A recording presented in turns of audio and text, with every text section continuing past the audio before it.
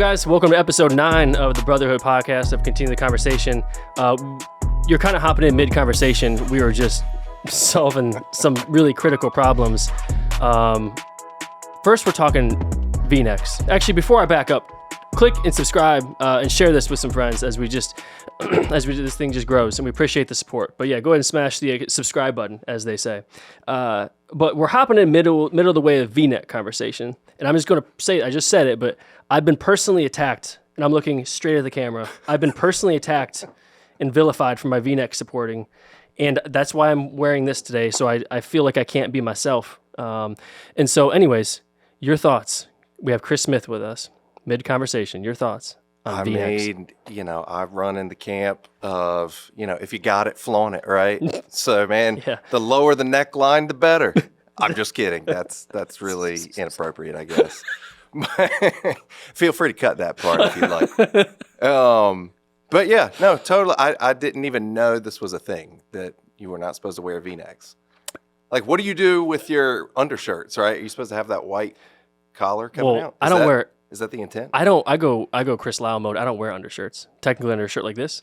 That's too much information. But the thing I want, and this is where we go back to where we're talking, I want some comments on this particularly, because I have not gotten a good reason why V-necks aren't cool anymore. It's just been, those are like so 2015. Like those have been out for a while. And I just want to know why they're out, why they're not cool. I'm not talking a deep V either. I'm not talking like rocking a gold chain with a hair. I'm talking just a very subtle V. But just it's letting you know it's subtlety there. Is key, right? So right. It's everything's good in moderation. Right. So maybe not the deep V, but just just enough to Subtle. hide what's going on under here. Yeah. So I think it's really critical before we start off, just to get people. I just want to know where people stand, and I'm 100% judging them. I just want to know in the comments if you're V-neck, then let's roll. Let's do this. And if you're not V-neck, I just want to know why, and I can accept it, but it's got to be a good reason. I can't accept it. Well, that's what we're talking about. I'm completely immovable, at least on this key issue. So just comment on that. Like I said, and it's been a rough couple weeks as I just try to trudge through. So I'll find a way. But I got like 30 V-necks in my closet too. So it's a lot of changes that got to be made. I mean, that's a deep cut to the pocketbook. Yeah, dude. Granted, they're all from like Old Navy, but I mean, still, what am I supposed to do? I got nothing for you. I don't know. So yeah, man. So if you don't mind, for people who may not know you, just get us up to speed with who you are, where you're from, anything you feel like you need to say. Well, where I am, where I'm from, who I am. Mm-hmm. I'm Chris Smith. I am from Greenville, born and raised. I guess technically not born. I was born in Rocky Mount. My parents split when I was about 2 months old. And so we moved back here because this is where my mom was from.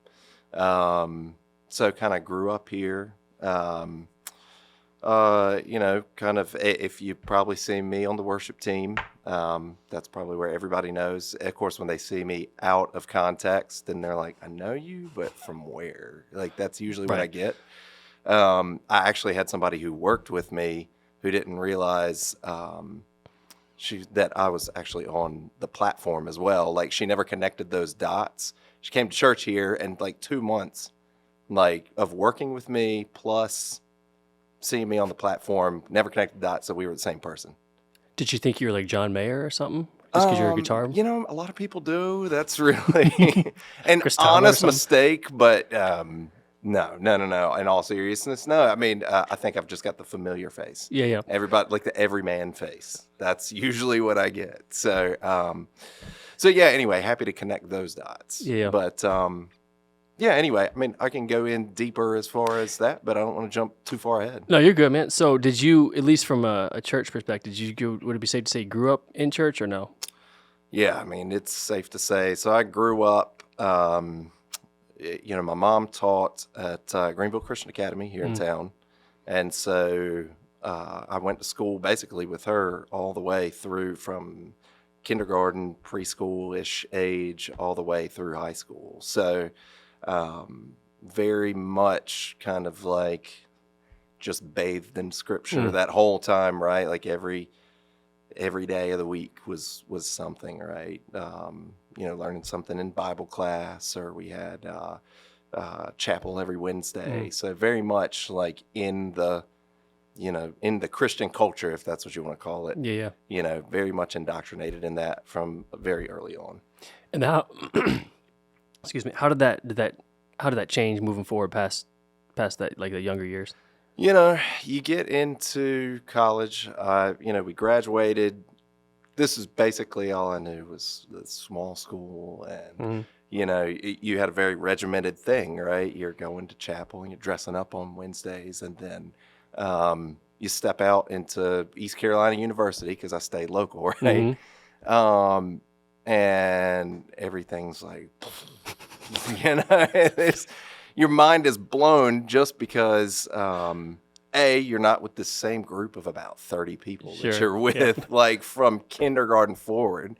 You don't have this regimented schedule.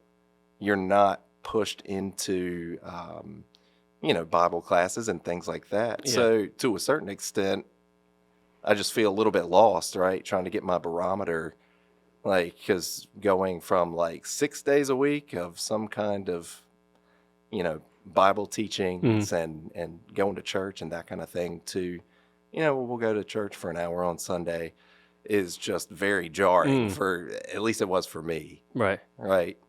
Fed you to the wolves, man. Like you. And to a certain extent, like most people, like you lose your way in college. Yeah. You're exposed to a lot of different things that you probably should not be exposed to. Right. And it just completely like messes with you. It messes with your worldview. So I didn't necessarily grow up like that. I just didn't grow up like that, with church being and I'm not saying it's a bad thing or a good thing. I just didn't grow up, like I said, being in that tight knit Christian community, which I think is good. But how did your faith? How did you separate faith from like how you lived your life? I mean, let's take out the years when you're like 5 years old, because you're just watching Blue's Clues and you're in such a small little world. But like when you really started growing up, was faith like something that you sort of still did in these buckets, or is it how you actually lived your life? You know what I'm saying? Yeah, I think there's probably a disconnect there, because you start out at an early age in elementary school and it's almost like fire insurance, right? Like that's what your faith is. Like, I believe in God because I don't want to go to hell. Yeah. And I would pray and things like that, but it's almost like God is your own personal genie at that point, right? Like you're praying for everything you want. You're not living for God. That's good. That's the disconnect, right? And I think it probably was not till about my senior year that I really started evaluating, like, well, I've heard this stuff all the way through, but what does it really mean to have a personal relationship with Jesus, right? Like I'm praying, and it's just like going into the atmosphere, right? I'm praying at somebody. It'd be the same as me just sitting here talking at you for an hour. Right. We're not really having a relationship or a conversation at all. Right. So that's where I started evaluating, like, okay, what does that really look like? What spurred that? You said senior year of college? Yeah, senior year. Well, as most things do for a teenage boy, it's a girl that I was dating at the time. Really made me take a hard look at myself, honestly, and what I was doing. And was it more of a facade, right? Was I just going through the motions? Because there's a lot of that, right? Yeah. You can learn your memory verses and you can do this stuff, and it's all, but is it hitting you right in your heart? That's where you have to evaluate. And do I have a personal relationship with God? Is it a relationship, or is it this whole just a one-sided thing where here's what I want, so let's go make it happen? Right? Yeah. And that's probably the first point I can think of where I drew that distinction, where there's definitely a line there that you have to get over. The point where you're just coming to church and where you're just, going through the motions, reading your Bible, to actually stepping out and having that faith and not living for yourself, but living for Jesus. I wonder about that sometimes too. Like, I wonder how many people in a church, specifically men in a church, sitting there. You just have this tendency to look around, and maybe it's just my squirrel brain, but it's like, I think, how many guys are here just because maybe their wives made them? How many guys here are just here just to sort of be like, well, this is just what we do, almost like an autopilot mode, kind of like how you said you just you just do this for like an hour a day, and then how many people are here because they need to be here, like in their own heart, and like they have a burning desire to be here because they have a relationship with Christ. And I'm always curious about that because you don't know it really. You know what I'm saying? Yeah, no, I mean, I think that's a fair comment or a fair assessment, because I think there probably are a lot of people, a lot of men who come because their wife says, right, I think we need to get back into church, or I think we need to go, and they're here to check that box every week, right? And it really is that point of, are you coming to actually get fed? Are you coming to have that relationship? Or are you just checking a box and kind of getting your wife off your back? I mean, I don't think it's so casual, but like that's what it boils down to, right? And I think everybody's been to that to some extent, right? Like, who I am today is not the man that my wife married 16 years ago. And I know there were plenty of times, the Bible tells us that we're to be the spiritual leaders of our household, but we're so inequipped for that. Usually, like, I personally felt inequipped, and that probably is coming back from, I didn't have that male role model in my life. I didn't have a father kind of guiding me along the way. And all dads don't do that anyway, right? But there was nobody kind of showing me, like, this is what it means to lead a household, and this is what it means to be a man, and this is how to do it in a godly way. So I've spent so much of my life just feeling like a little different, a little weird, a little, just out of place, just not knowing which way to go for a lot of things. But, definitely my spiritual walk, it's like trying to figure that out. And I think I just went around the whole concept of my wife kind of prodding me, you do, right? yeah. So let me circle back around to that. So again, we get married, and I'm not equipped really to be the leader of the household. And I think my concept is, well, like, we need to just co-lead this thing, right? And it's like, and if you're a little more spiritual than me, that's okay, right? Yeah. Like, that's not what she wanted. She wanted me to take on the role as the spiritual leader in the household.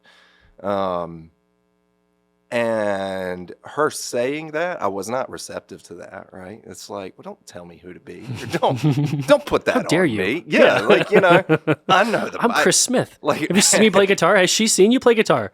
At that point, she had seen me play, and it still didn't make a difference. That didn't right? work. Yeah, it didn't work. So I mean, I just was not receptive, or I couldn't hear that. But she put it out there what she wanted me to be. And it did get into my heart at that point. Like, I knew what she wanted, and I knew I was not there. But I couldn't put myself there, right? It just had to be through the work of God. It was something I had to cultivate, that relationship.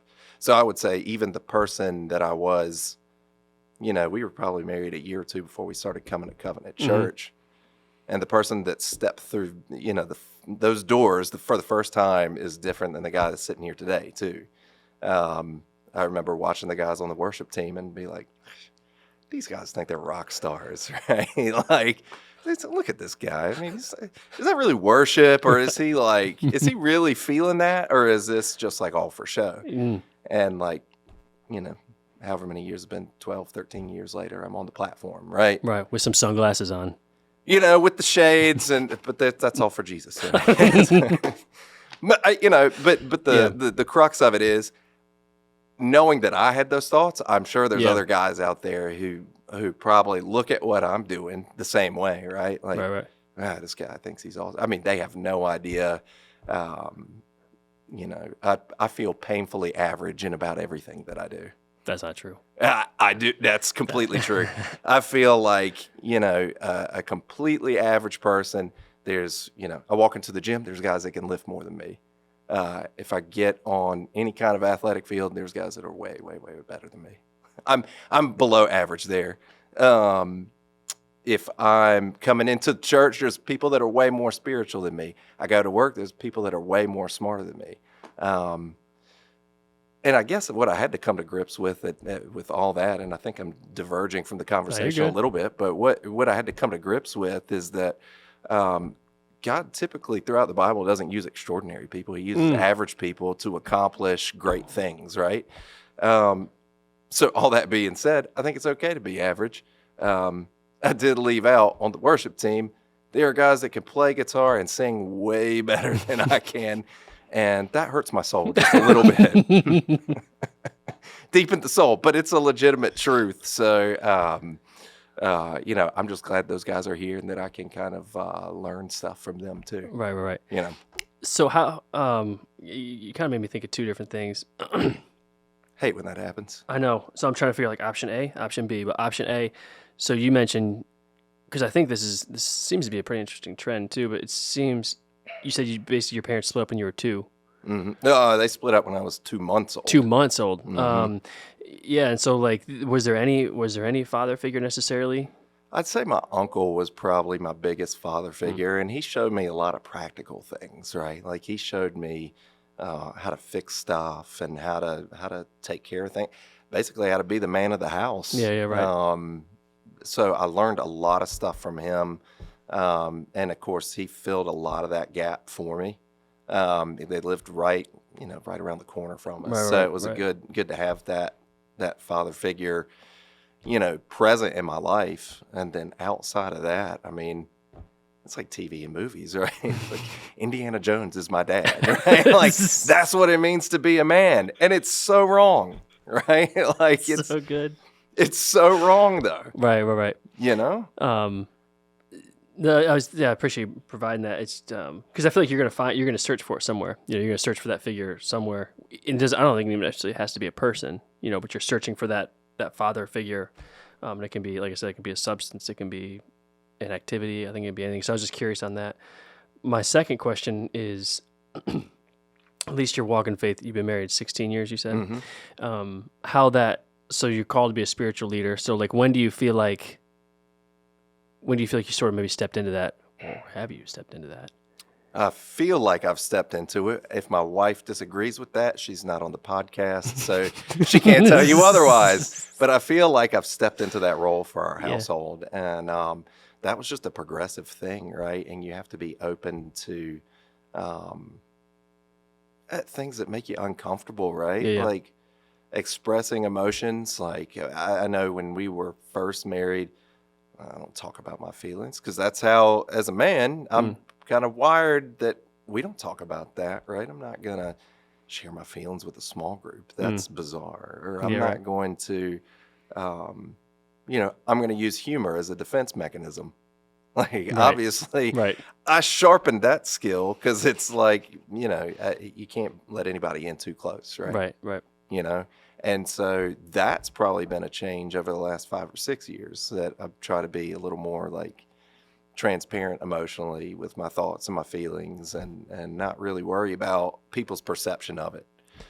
Do you feel like, so it's just so interesting because you've walked this path of faith your entire life for the most part, but do you ever feel like you question it, or you, just because it is such a firm foundation and it is almost in a sense all you know is faith, do you feel like, and then you're stepping in to be a spiritual leader, do you feel like you've ever kind of fallen off the rock and been like, is this thing even real? You know what I'm saying?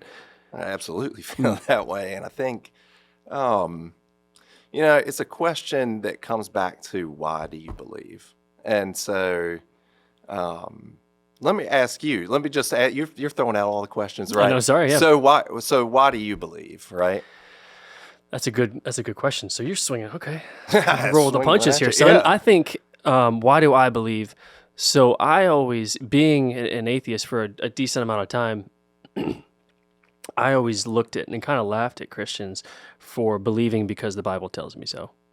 And you're just going to, that's it. Like that's, prove to me there's a God. You know what I'm saying? Like, prove to me there's a God. And I would constantly hear, well, or because the Bible tells me so, or you just gotta have faith, man. You just gotta believe. Or do you really want to go to hell? Is that what you want? Do you want to go to hell? And that to me always stood as like so now we're going back to your fire insurance. I'm not gonna, if I'm gonna be so, and I would see people when we were start going to covenant, I would see people, maybe even you, with their hands up during worship, and when they seem really into it, I'm like, what is this? Like, you and I are on a different, we're experiencing something totally different. And so I'd see that, so I'd be confused. But why do I believe? And so when I was struggling, not even struggling that faith, the only thing what really hinged me to think differently was it was spun back on me. Wes Edwards, we were in small group for a marriage small group, and Wes Edwards came up, and I started questioning openly in small group. I don't even remember if you were there or not, but I started openly questioning people's faith, like not I don't think in a jerk way, but being like, I just need more. I need more. And I started praying to, at that point, I was like praying in a room, and I'm just going to speak these words, but like, God, you got to show me something. Like, I see other people living their life much differently and living as if this God is real. And I have evidence of that, but you need to show me something. You know what I'm saying? And so, and I'll believe it, but I'm not going to just believe something for the sake of believing something. And Wes told me, he's like, well, what do you believe? And I'm like, I don't know. And then I was never forced to look inward and be like, well, what do I believe? You know what I'm saying? It was so easy for me to look at someone like you and be like, look at this guy believes, man. This guy, look at this clown, dude. He thinks all these things. There's no way. But no one ever spun the table back on me that we all need to have a worldview. And so I was an atheist, but a really bad one, because I didn't even have my own worldview. It was just making fun of yours, if that makes sense. Yeah. So that's what started it. That was a long answer, but No, well, it's a good answer too, because everybody has faith in something, right? that's it. And you still have to have a faith in your atheistic worldview at that point too. Right. You got to have faith that my worldview is incorrect. Right. So I asked the question because I think it all boils down to why you believe, right? There was a point where I had questions about it, and I look back, and it's, when you're growing up in this environment, Christian school, right? That point of faith is, well, I believe because that's how I was brought up, and that's just how I was raised. Sure. I think there's probably a lot of guys like that, right? Like, they came up in the church, and maybe they did like me, and they fell away some during college. But now that I'm married and we have children, like, I know I need to get my kids there, so let's do it. But why? What's the why? Well, that's just the way I was raised. That's it. I think, at least around the time where I met my wife and got married, there's probably a lot of times where I either, you could see God's hand in a lot of things, like God's providence and things that were happening, right? Like, I could see it because I'm like, this is way too coincidental. Right. There's like providence here. In some cases, there's just grace that's been, I'm like, I don't even deserve this. So why is this happening to me? And that for the longest time was like, okay, that's my why, because I can see it. Right. Because there are things that have happened along the way that are too coincidental to be coincidence. Yeah. Right?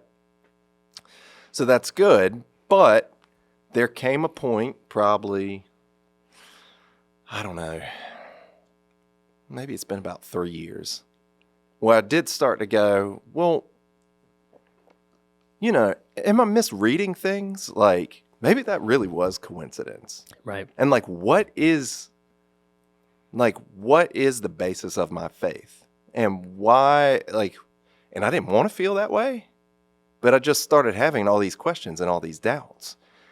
And you and I talked about it one time, and it's like, what brought you to that point? Yeah, right.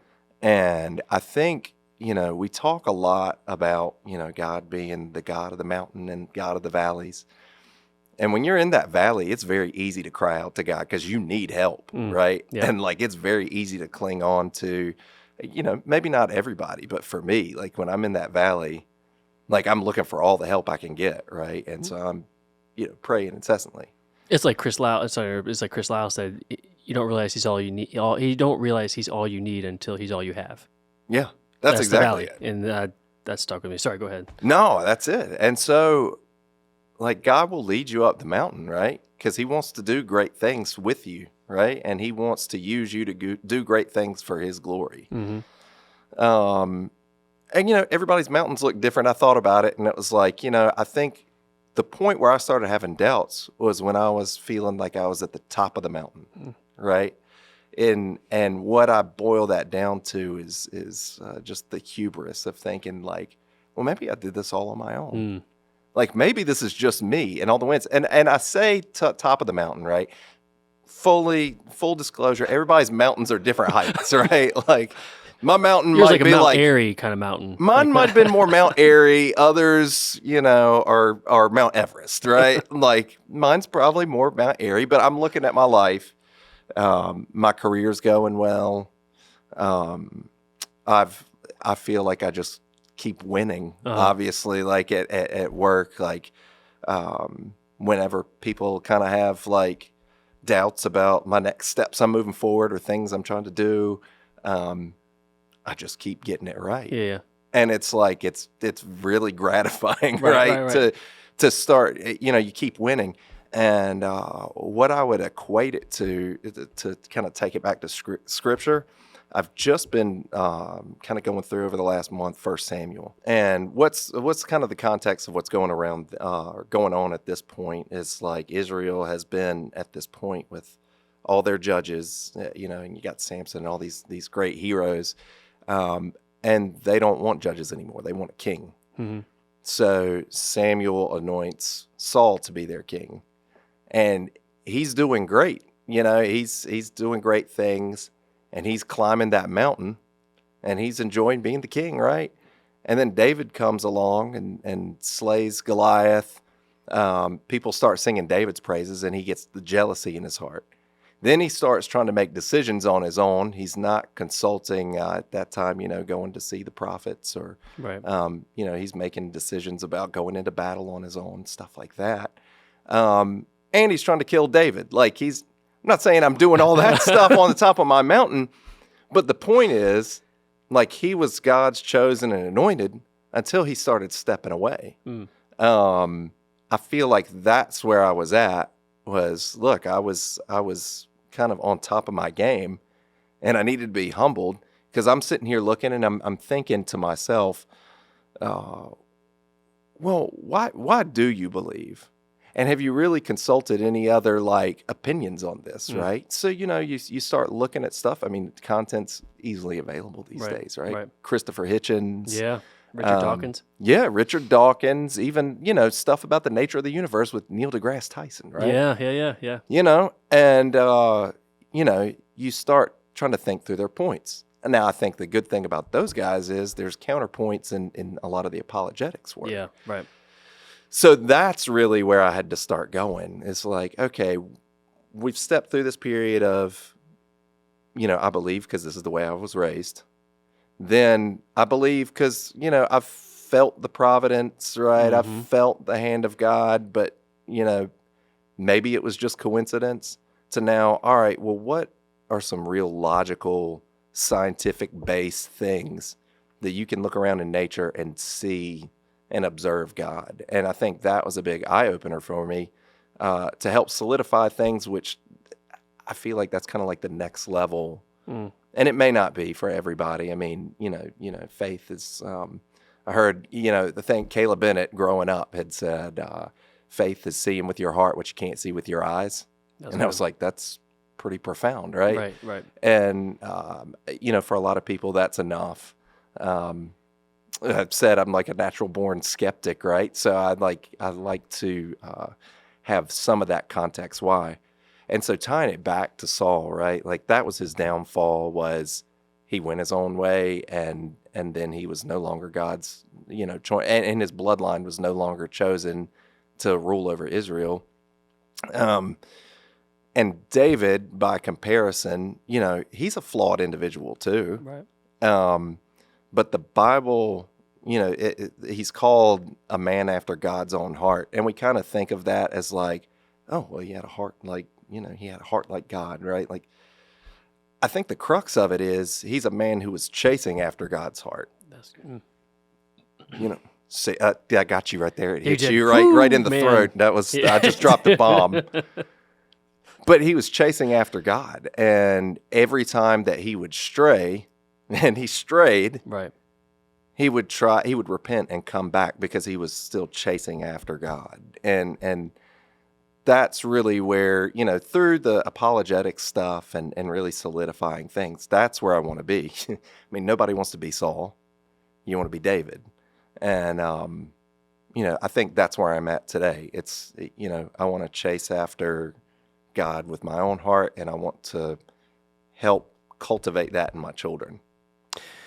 That's good. I remember even early on in my faith, which I guess it's been 3.5 years, I was almost scared to look it up anything with Richard Dawkins, Hitchens, all those guys, because I was nervous it was going to shake my foundation. I was like, oh gosh. Or I would hear something, a blip of something, and I'd almost start to question it. And because I also think there's this perception that Christians are not that smart when it comes to the science of things, Oh yeah. If you understood the science, you wouldn't believe what you do. Yeah. And so, and I think, and that's where now some people, like I said, I think it's interesting. You take it or leave it. Like my wife could give a rip about apologetics. Like it's probably dorky, nerdy stuff, and she doesn't need it. And she is strong in her faith. But for me, it's like I needed it just to tip the scales a little bit. And now it's almost overwhelming to me how much evidence there is. I don't know if any of those statistics or any of the apologetics, whether it's, what do they call it? Divine design? Intelligent design, yeah. Or any of those different concepts really stood out in some of your research, but it's overwhelming to me now, at least. Well, they do. I mean, even just the intelligent design piece. I mean, we think about everything being supernatural with God, right? But he created the physical universe, right, which means he created the physics that live inside the universe. Right. So I don't know that necessarily negates the idea of the Big Bang theory. Right. We see that the universe is still in motion, right? Right. But it didn't come from nothing. Like you can't create something from nothing, which lends itself to there was at some point a creator. And that doesn't necessarily tie it to that's Yahweh, God of the Bible, right? But that's step one, right? It's like acknowledging, hey, there is a designer because you cannot create something out of nothing. We've never observed that in the physical universe. Well, I think it's even a step farther. You can't create something out of nothing by nothing. So mm-hmm. And that's one thing that the kind of one of the things I always go back to is either something was created from nothing by nothing, or something was created from something by something. And you would inherently believe of those two, outside of going in any other evidence of morality or any other of these things, that just makes more sense. That something was created from nothing, yep, which is bananas, by something. Something did that. And one thing I always love too is you look in Genesis, and I don't think it's a science book necessarily. It's not supposed to tell us how it was created necessarily, but was it omnipresent, omniscient, and what's the third one? Oh, gosh. Omnipresent, omniscient. Robbie. I don't know, bro. Oh, good gracious. We'll cut this out. Outside of time, space, and matter. God is outside of time, space, and matter. Yes, and then now it's bugging me that it's on the tip of my brain because I know exactly what you're talking about. Omniscient, omnipresent, whatever. There's three of them. God is omnipotent. That's what it is. There it is. Boom. That's called teamwork. That's it. I threw the alley-oop and just nobody caught it. But they describe that, and then God is outside of time, outside of space, and outside of matter. And then when you look at science, all the things I just said, if something was created out of nothing by something, is literally explaining that time was created outside of itself. It's it almost freaks me out because in Genesis, almost the exact description of God is sort of how science tells us that this thing was created. You know what I mean? Outside of time, space, and matter. It's almost like there's nothing new, right? Right, as I'm saying. This is not new information, and there's other things in apologetics, right, that explains why Jesus is the Son of God and right, why that intelligent designer was God of the Bible. So that's just one piece of it, right? In right, acknowledging that there was an intelligent designer behind the right, order of the universe. Right. Yeah, man, that's at least what I would encourage people, because I didn't know about apologetics much until early on in my faith. But then it was the Aladdin song, A Whole New World. I would sing. Well, you could Was sing. that you and Kristen on the no, magic carpet. on the remember? magic carpet It's ride? like, and I got into apologetics. It was like, that was one of the things. It wasn't the foundation of my faith, but it was like, I built it much stronger based on actual evidence too, coupled with the providence and everything I was seeing with my life, you know, and how things were going. Yeah, and I guess my concern is I might have minimized, people's basis for their faith, right? Yeah, because everybody probably needs different things, right? So calling apologetics that next level, probably not accurate, right? It's not next level stuff, but it's just another tool in the toolkit to understanding why you believe your faith and then helping articulate it to other people. But at the same time, I agree with what you're saying, but at the same time, I also think there can be a culture or perception that I can't tell people I'm struggling with my faith. I mean, for goodness sakes, you're on stage worshiping. You can't tell people that you're struggling with your faith, or you're struggling with some questions of evil, or good versus evil, or all these different things. You know what I'm saying? Like, that was a little bit lonely because I told my wife, and she was like, "Well, that's kind of a problem," and I'm like, "That's what I'm telling you." That's what I'm telling you. Yeah. Like, I don't want to be having these thoughts. I don't want to be having these doubts. Right. But they're there, and I need to figure that out. That's one thing I like doubting Thomas. One of my gripes is like, why we gotta call him Doubting Thomas? Just call him Doubting. Just call him. Sorry, don't call him Doubting. Just call him Doubting. Take out Thomas, Call dude. him Mrs. Doubtfire, and it's But take out Doubting, because I think sometimes me personally, welcome it, but it doesn't mean you have to immediately deconstruct. But go back to the evidence. You know what I mean? And I think it's all there. You know what I'm saying? Like, and I wish people were more open to being honest and talking to people about some of this. I mean, I'm struggling with this concept. You know what I'm saying? It just doesn't make sense. Just be free to have those conversations. You know what I'm saying? Yeah. Well, I mean, it comes back down to this, right? It's iron sharpens iron. And so being open and communicating with one another is about the only way to, I say it's the only way. I've sat there and watched YouTube videos and read books. Right. However, there's a much easier path. It's just to talk to somebody that walked this. Right. Is there anything else you want to sprinkle into this? Man, the sprinkle on top. Yeah, I mean, I think that might have been just the little cherry on top is just about talking about it. Just talk about it with whoever you're comfortable talking with it about. If that's somebody in your small group. If you're not in a small group, you should probably be in a small group. The big church is great, but the connections are really made at that, smaller level. Mm-hmm. And I'll tell Jay Buckingham he can Venmo me that $30 for plugging small groups now. But no, I mean, legit, because I'll be honest with you, all this stuff, it's like, I didn't really want to do a small group. Yeah, has there really been, if there's a man out there that has initiated with his wife, like, hey, I think we need to be in a small group. That man is a unicorn, and I need to meet him. There's two things we need. I need to know who wears V-necks, who supports it, and secondly, we need to find a dude who wants to start a small group or become a small group. Become part of a small group. Because I think you're totally right, man. Maybe Jay Buckingham. Yeah. And Chris Lyle. We'll call him out. Maybe, yeah. But I do think you're right. I mean, just finding someone to have just these conversations, and like I said, don't be scared of it. Don't, it doesn't mean you got to deconstruct and be like, oh, well, that's it. I'm struggling with this part. Therefore, nothing else is real. So I'm just going to walk away from the whole faith in general versus just talk about it with somebody, like you said. Yeah. That's a good word. Because, I mean, we look at every person in the Bible outside of Jesus, every one of them's flawed. Every one of them is walking through problems. Every one of them's average. We're not necessarily any different than most of those people, right? It's, imperfect world. We're imperfect people just trying to do the will of God and do what we can for His glory. That's a good, strong close right there. Well, man, I drop the mic, even though it's on the mount.